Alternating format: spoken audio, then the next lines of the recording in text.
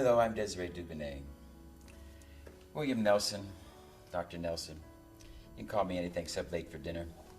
If you have trouble with what I'm wearing, then your mind isn't open enough to even watch this. We're going to talk about electroacupuncture.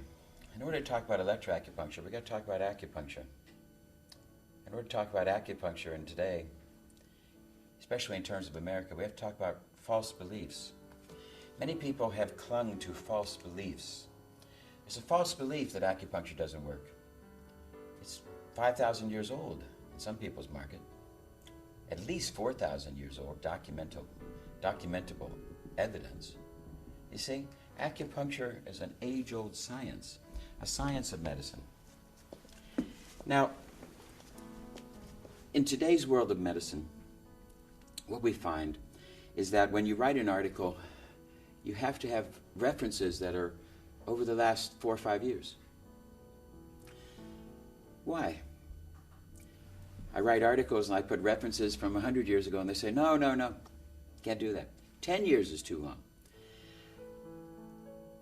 What about the test of time?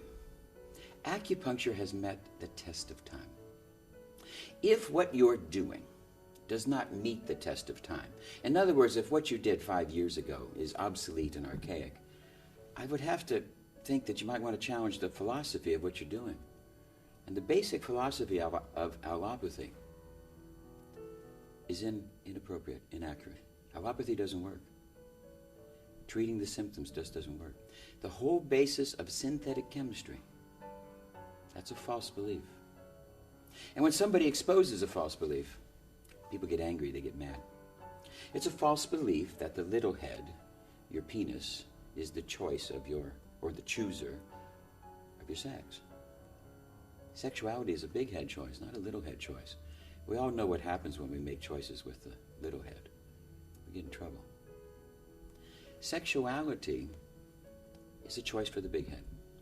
Now let's get back to our whole idea. Acupuncture. False belief that many people cling to that it doesn't work, and yet, thousands of years. So when you look to an acupuncture text, and you see references, you'll see some of them 500 or 1,000 years old.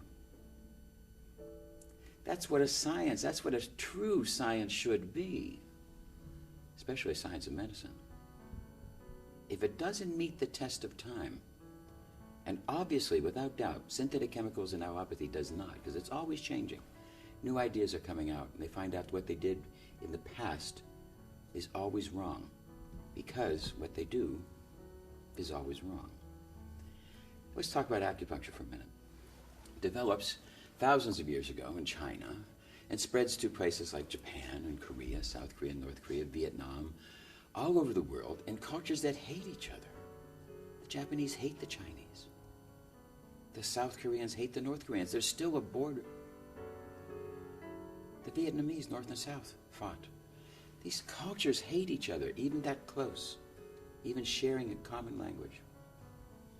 But if we take the example of Japan and China, different language, different structure, different ideas, and yet, acupuncture is exactly the same. I'm sure that when it came to Japan, the Japanese said, oh, the Chinese are foolish, they don't know what they're doing. As they investigated it, what do they find? The liver meridian is on the big toe. The lung meridian is on the thumb. The heart meridian is on the finger. Somebody probably said, no, that can't be. The Chinese don't know what they're doing. But when they investigate it, what do they find? The same thing as it spreads throughout the world. And today, the largest form of medicine, having withstood the test of time, the challenges, the development. Really, what are we looking at when we talk about acupuncture? Now, we're going to talk about electroacupuncture. And as we have now talked about the test of time as one way of passing the idea and accepting that it is true, but let's talk about another idea of acupuncture. We know that there's a thing called a point detector. We can take a resistance device, rub it over acupuncture points, and there's a different resistance over these points. The same points that have been used for thousands of years. There's a different skin resistance. That skin resistance means that it's detectable. It's called a point detector. They can find these things. Now, skin resistance is how does it resist the flow of electrical current? Electrical current is a concept of volts and amps.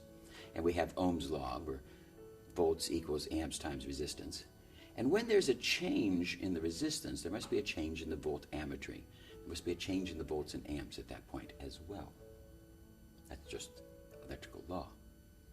So in order to study this, it was about 30 years ago, and I started thinking about all of this and wondering.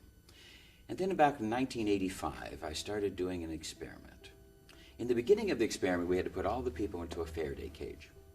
And we put a very elegant machine to measure these acupuncture points and to measure the oscillations. We had to have high gain amplifier.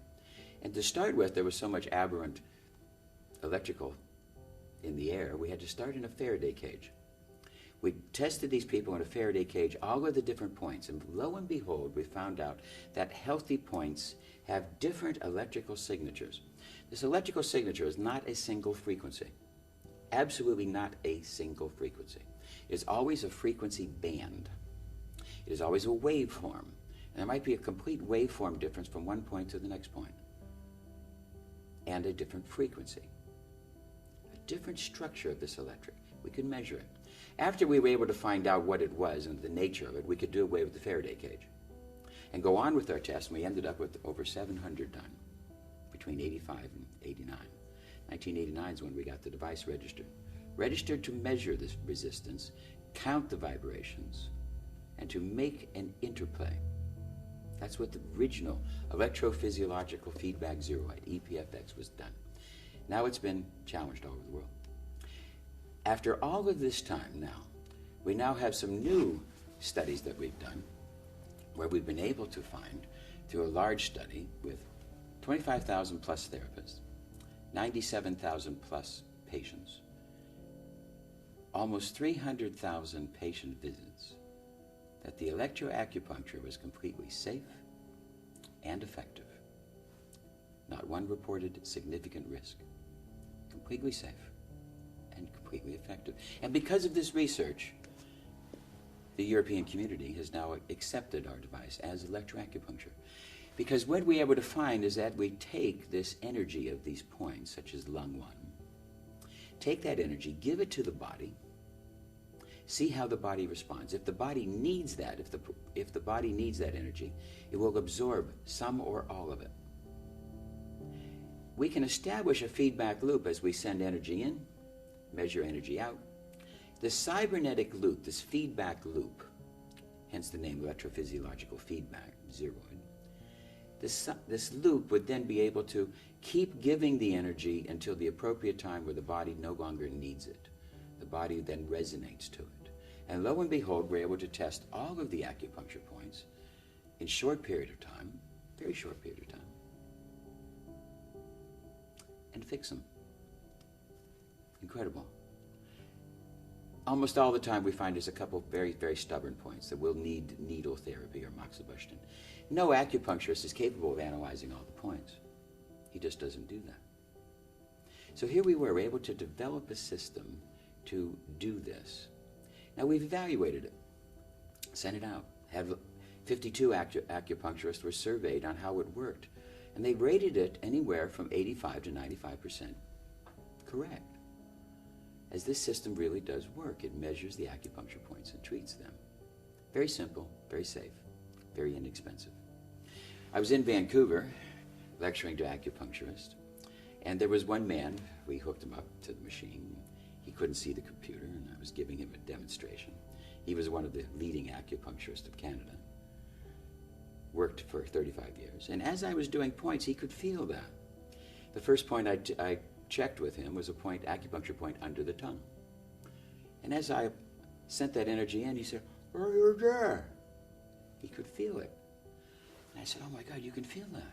Because most of the time, the actual energy that we send into with the machine is the same type of voltammetric signature that the human body has, so it's hardly detectable. Maybe 1% of 1,000 can feel that, and this person could. And he knew all of the acupuncture points. And we sat there, and it was amazing.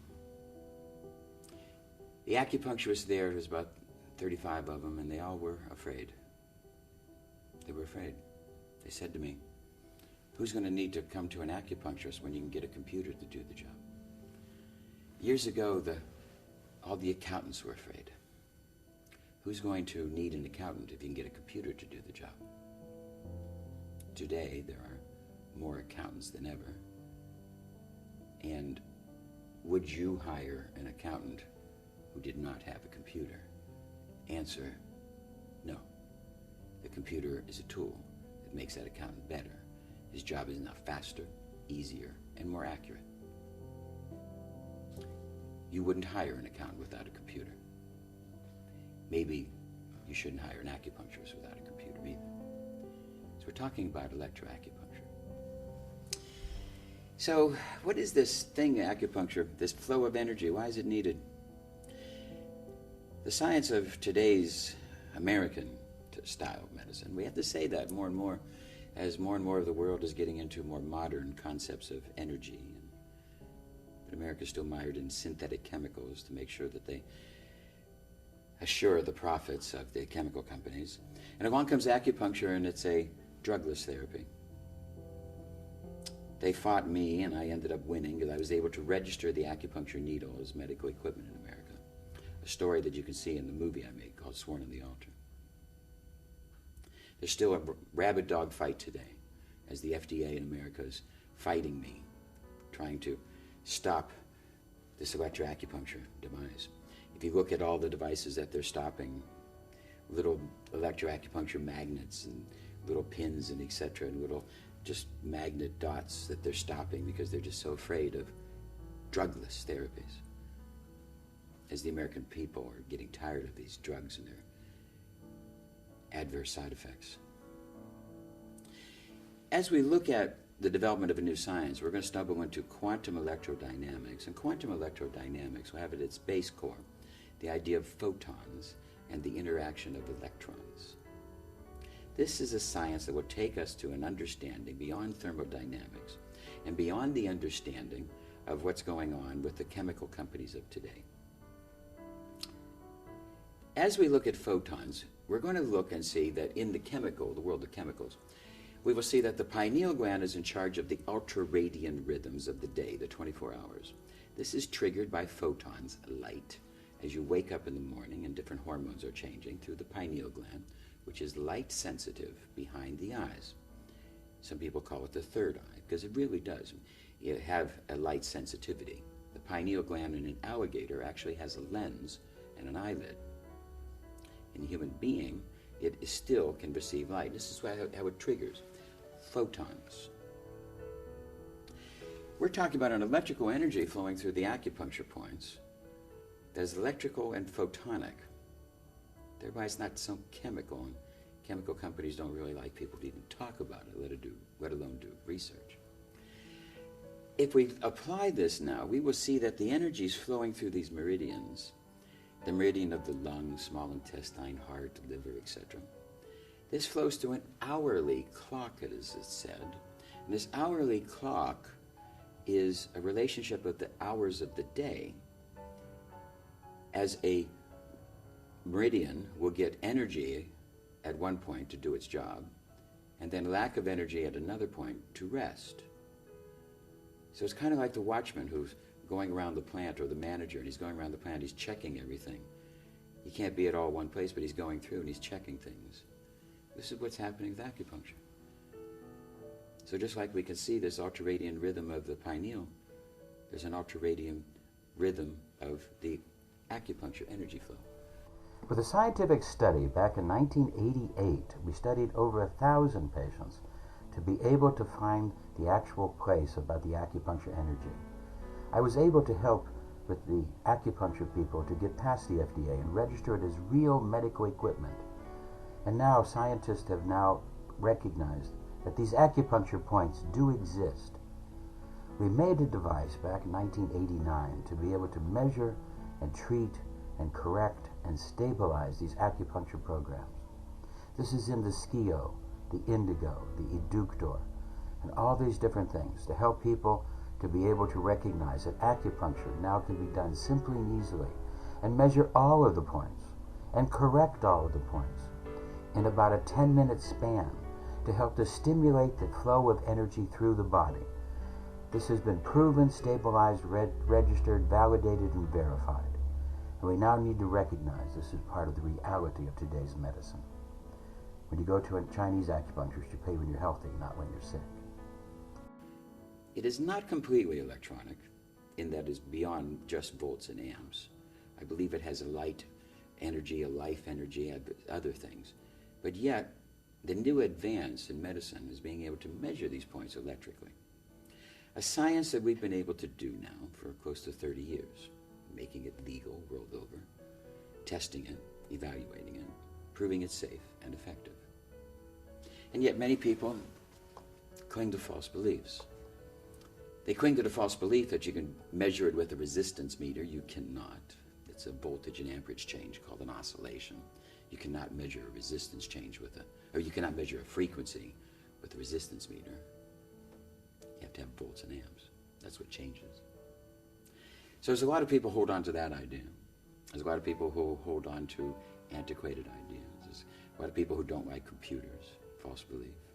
There's a lot of people who hold on to allopathy and synthetic drugs as the only way. And we come along to challenge. And that's why I thought it was very appropriate for me to wear a dress to do this tape. Because I want to challenge your false beliefs. And if your false beliefs are that important to you, and you can't grow beyond that, you can't think beyond that, something's a problem. So we've talked about electroacupuncture and some other things to give you to think about. And this is Desiree Dubonnet. I hope you enjoyed this.